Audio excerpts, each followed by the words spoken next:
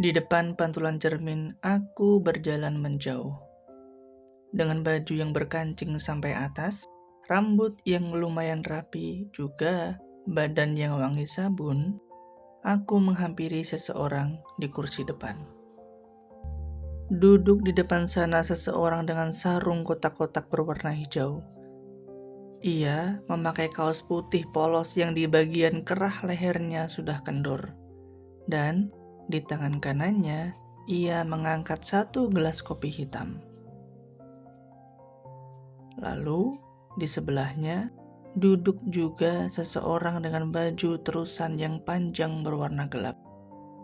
Tangannya memindah ketela rebus dari panci ke dalam piring. Pertama, tangan yang aku ambil adalah tangan yang tadinya sedang memegang ketela.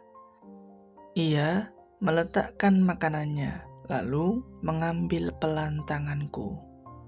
Aku bisa merasakan hangat.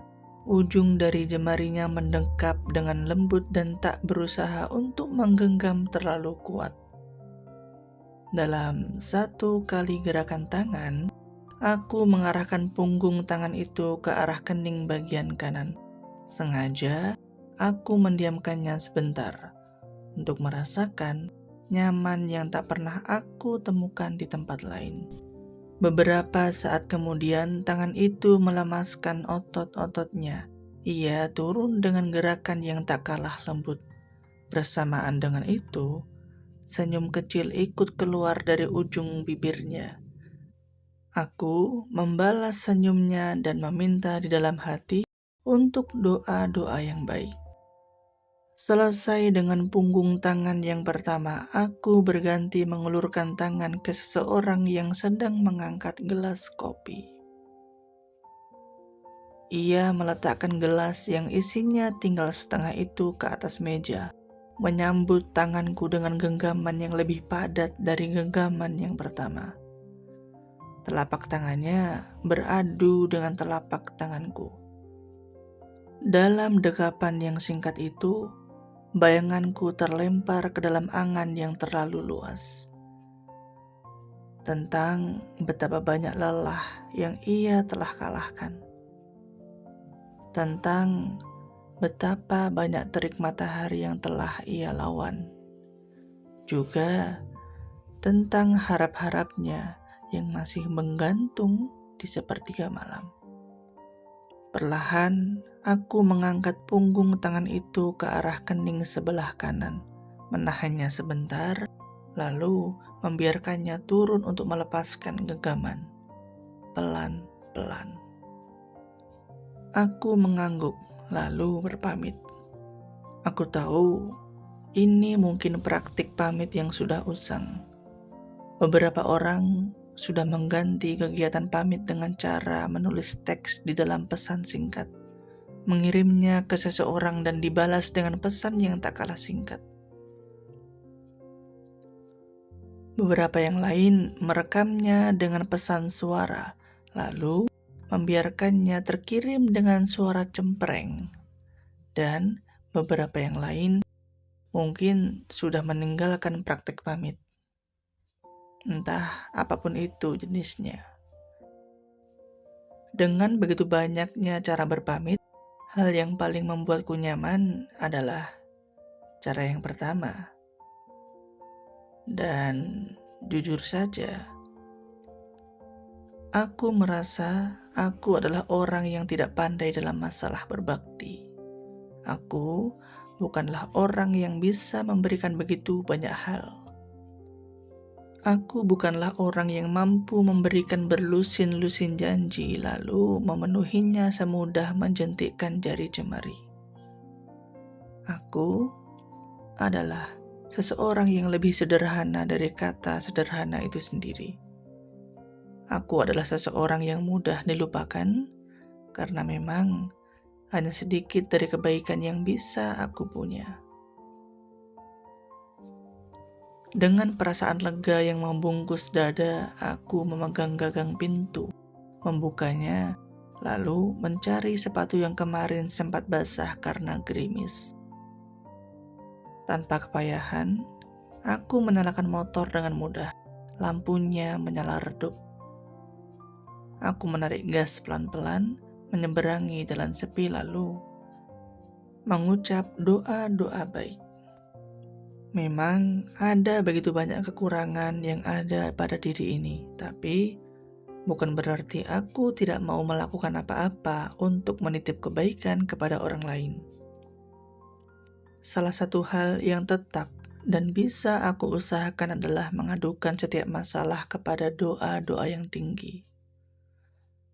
Ada rasa lega yang muncul setiap kali aku mengadu, terlebih dengan kepala yang mendongak ke atas dan mata yang gelap terpejam. Biasanya, aku akan tersenyum setelah berdoa, lalu mengucap terima kasih. Hal lain yang masih bisa aku usahakan untuk meletakkan kebaikan kepada orang lain adalah berusaha sesering mungkin menemui mereka.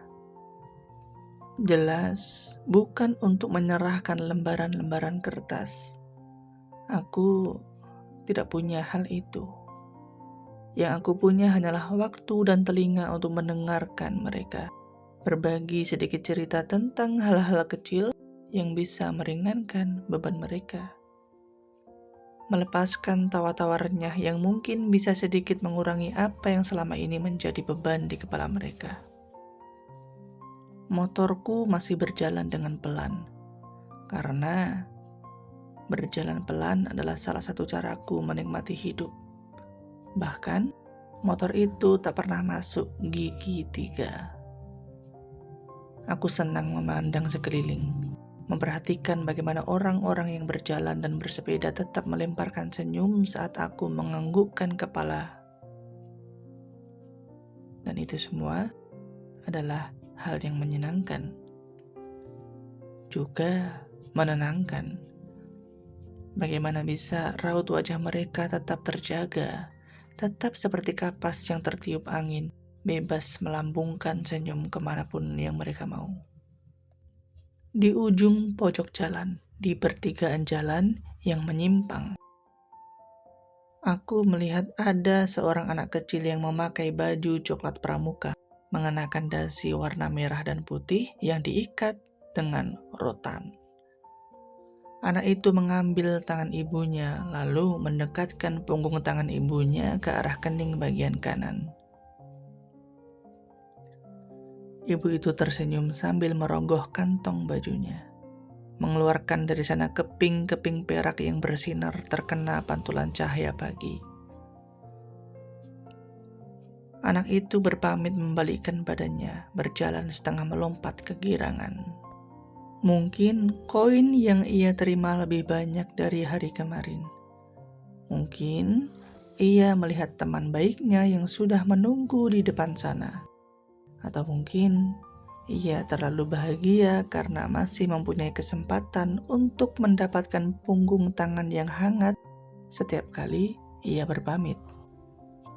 Bersamaan dengan berlarinya anak itu, ibunya kembali melanjutkan perjalanan sambil menggendong botol-botol penuh, berisi racikan jamu berwarna coklat juga kuning.